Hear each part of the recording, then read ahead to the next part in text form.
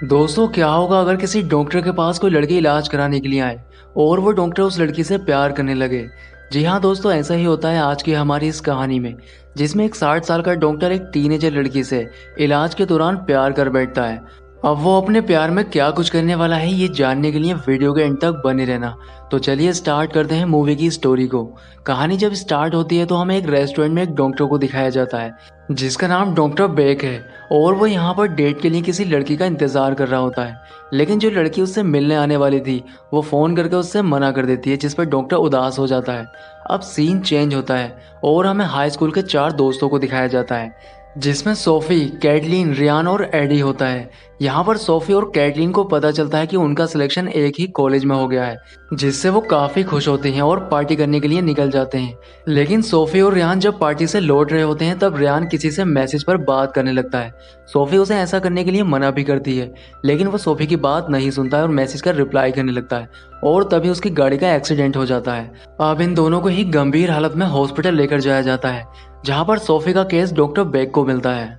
इसके बाद सोफ़ी के पेरेंट्स को भी कॉल करके यहाँ पर बुला लिया जाता है और सोफ़ी को सर्जरी के लिए ऑपरेशन थिएटर लेकर जाया जाता है, जहाँ पर डॉक्टर बेक उसकी सर्जरी को स्टार्ट कर देता है। और काफ़ी देर सर्जरी करने के बाद फाइनली डॉक्टर उसको बचा लेता है। इसके बाद सोफ़ी को एक प्राइवेट वार्ड में शिफ्ट कर दिया जाता है, जहाँ पर डॉक्टर चोरी से उसके वार्ड में चला जाता है और उसके करीब आने की कोशिश करता है, और इसके साथ ही वो उसे किस भी कर लेता है। अब सोफ़ी को जब होश आता है तब उसके पेरेंट्स भी वहाँ पर आ जाते हैं। दरअसल डॉक्टर जब उसको किस कर रहा था तब सोफ़ी थोड़ा होश में थी, लेकिन फिर भी वो डॉक्टर को पहचान नहीं पाई थी। इसलिए वो अपनी माँ से पूछती है कि क्या उसके रूम में रेहान आया था। तब उसकी माँ उससे कहती है कि तुम्हें एनेस्थीसिया की वजह से शायद ऐसा लगा होगा, जबकि ऐसा कुछ भी नहीं है। अब अगले दिन फिर से डॉक्टर सोफ़ी के रूम में आ जाता है और पट्टी बदलने के बहाने वो उसको गलत तरह से टच करने लगता है। लेकिन तभी सोफ़ी की माँ भी वहाँ पर आ जाती है और वो डॉक्टर को ऐसा करते हुए देख लेती है। अब डॉक्टर सोफ़ी की माँ को देखकर वहाँ से चला जाता है। अब कुछ दिन के बाद सोफ़ी हॉस्पिटल से डिस्चार्ज होने लगती है, जिस पर डॉक्टर अपनी नर्स के साथ सोफ़ी को छोड़ने के लिए बाहर तक आता है, जिस पर सोफ़ी डॉक्टर को गले लगाकर उसे थैंक यू बोलती है। लेकिन डॉक्टर उसे गलत तरह से टच करने लगता है, लेकिन सोफ़ी की माँ को ये सब देखकर काफ़ी अजीब लग रहा था। हॉस्पिटल से डिस्चार्ज होने के बाद सोफ़ी रियान के घर जाती है और उससे पैचअप करने की कोशिश करती है, क्योंकि एक्सीडेंट के बाद दोनों का ही ब्रेकअप हो गया था। लेकिन रियान काफ़ी गुस्से में होता है, इसलिए वो सोफ़ी से यहाँ से जाने के लिए बोल देता है। अब सोफ़ी को काफ़ी बुरा लगता है और घर जाने के बाद सोफ़ी अपनी माँ को सारी बात बताने लगती है। दूसरी ओर डॉक्टर सोफ़ी के प्यार में इतना पागल हो चुका था कि वो ये इमेजिन करने लगता है कि सोफ़ी उससे मिलने के लिए उसके घर पर आई है। अब एक हफ्ते के बाद फिर से सोफ़ी अपना चेकअप कराने के लिए हॉस्पिटल जाती है, जिस पर डॉक्टर भी काफ़ी एक्साइटेड था सोफ़ी से मिलने के लिए। यहाँ पर सोफ़ी डॉक्टर को एक टेडी बियर और एक लेटर देती है और वो उससे कहती है कि उसे इस लेटर को घर जाकर खोलना चाहिए। अपॉइंटमेंट के बाद सोफ़ी की मदर उससे कहती है कि तुम्हें डॉक्टर से थोड़ा दूर रहना चाहिए, क्योंकि डॉक्टर किसी न किसी बहाने से तुम्हें गलत तरह से छूने की कोशिश करता रहता है। लेकिन सोफ़ी अपनी माँ की इस बात पर यकीन नहीं करती है। वो उससे कहती है कि वो 60 साल का डॉक्टर मेरे साथ ऐसा कैसे कर सकता है। अब शाम को डॉक्टर उस लेटर को खोलकर पढ़ने लगता है, जिस पर एक कन्फेशन लिखा था। लेकिन डॉक्टर उस कन्फेशन का गलत ही मतलब निकाल लेता है। उसे लगता है कि सोफ़ी भी उसे पसंद करने लगी है, इसलिए वो सोफ़ी का हर जगह पर पीछा करने लग जाता है और वो सोफ़ी का पीछा करते हुए एक मॉल तक पहुंच जाता है, जहां पर कैटलीन और सोफ़ी बैठी होती हैं, और वो जानबूझकर उनके सामने आ जाता है, जिस पर सोफ़ी उसको देख लेती है और अपने पास बुला लेती है। अब डॉक्टर कैटलीन को कुछ लेने के बहाने से यहाँ से भेज देता है और वो सोफ़ी से बात करने लगता है। इसके साथ ही वो सोफ़ी का हाथ को भी टच करने लगता है, जिस पर सोफ़ी अपना हाथ पीछे की ओर खींच लेती है। अब डॉक्टर सोफ़ी से यहाँ पर ऐसी बहुत सारी बातें करता है, जिस पर सोफ़ी समझ जाती है कि ये बूढ़ा आदमी उसके साथ फ्लर्ट करने की कोशिश कर रहा है। लेकिन तभी यहाँ पर कैटलीन आ जाती है, जिसे देखकर डॉक्टर यहाँ से चला जाता है। अब सोफ़ी अपने घर पर जाती है और घर जाकर अपने पेरेंट्स को सारी बात बताने लगती है, लेकिन उसका फादर इस बात पर यकीन नहीं करता है।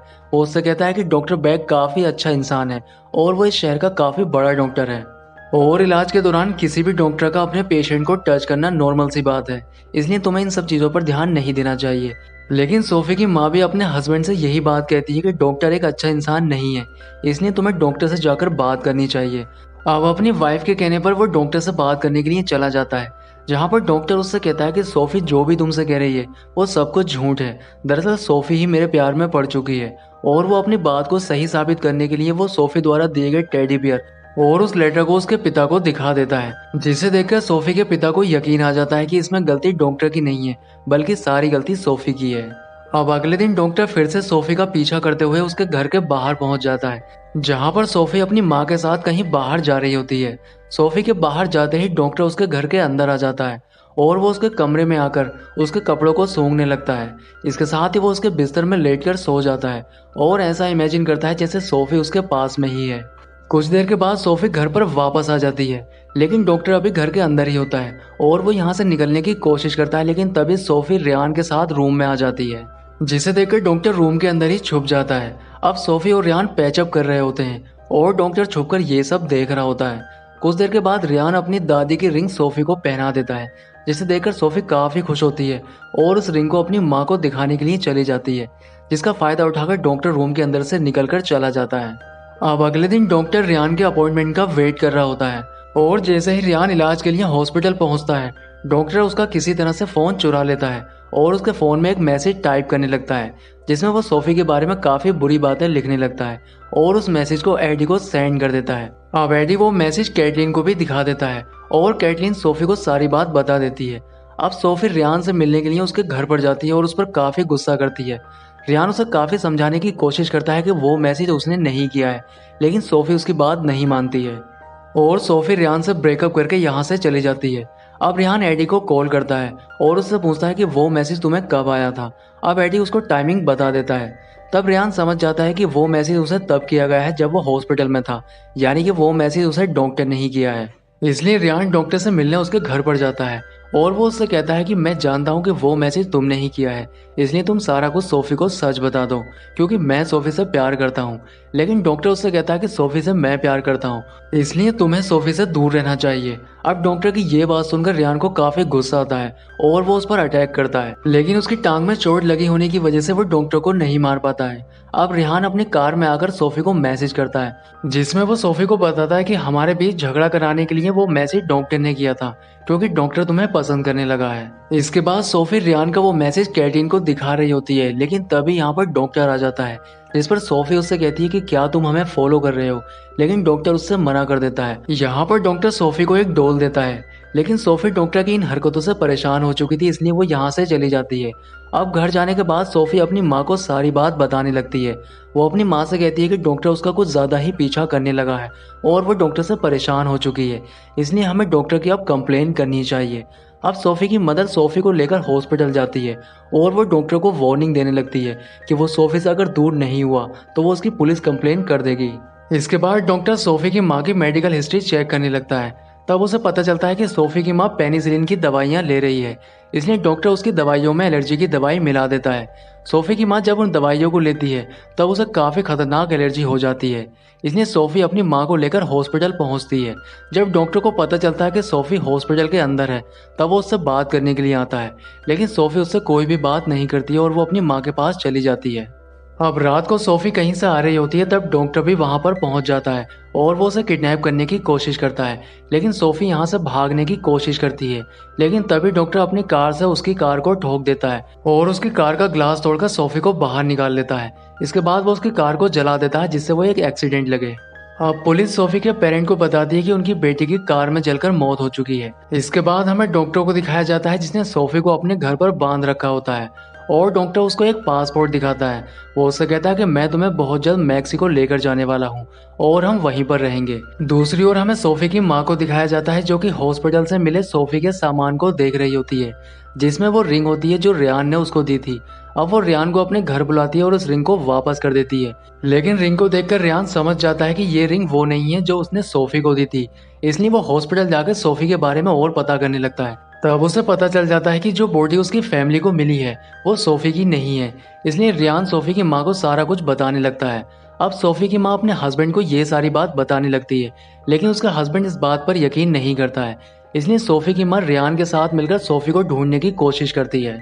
इसलिए ये दोनों डॉक्टर के घर पर जाते हैं, लेकिन डॉक्टर इनको देखकर सोफी को बेहोश कर देता है और कहीं पर छुपा देता है। अब रियान डॉक्टर के घर की तलाशी लेने के लिए कहता है, जिस पर डॉक्टर मान जाता है। अब रियान और उसकी माँ दोनों ही घर की तलाशी लेने लगते हैं, लेकिन इनको कुछ भी नहीं मिलता है, इसलिए इन दोनों को यहाँ से जाना पड़ता है। अब अगली सुबह डॉक्टर मैक्सिको जाने की पूरी तैयारियां कर लेता है। इसके बाद वो सोफी के लिए खाना लेकर जाता है, लेकिन सोफी उससे काफी प्यार से बात करती है और उसे अपनी बातों में फंसा लेती है, जिस पर डॉक्टर सोफी के हाथ को खोल देता है। लेकिन सोफी एक चाकू लेकर डॉक्टर के ऊपर अटैक कर देती है, लेकिन डॉक्टर उसको पकड़ लेता है और उसको काफी गुस्सा आता है। अब डॉक्टर समझ जाता है कि सोफी उसकी कभी नहीं हो पाएगी, इसलिए वो सोफी के हाथ और पैर काटने के लिए ऑपरेशन किट को निकाल लेता है। दूसरी ओर सोफी अपने आप को खोलने की कोशिश करती है और वो अपने आप को खोलकर यहाँ से भागने लगती है, लेकिन डॉक्टर उसको पकड़ लेता है।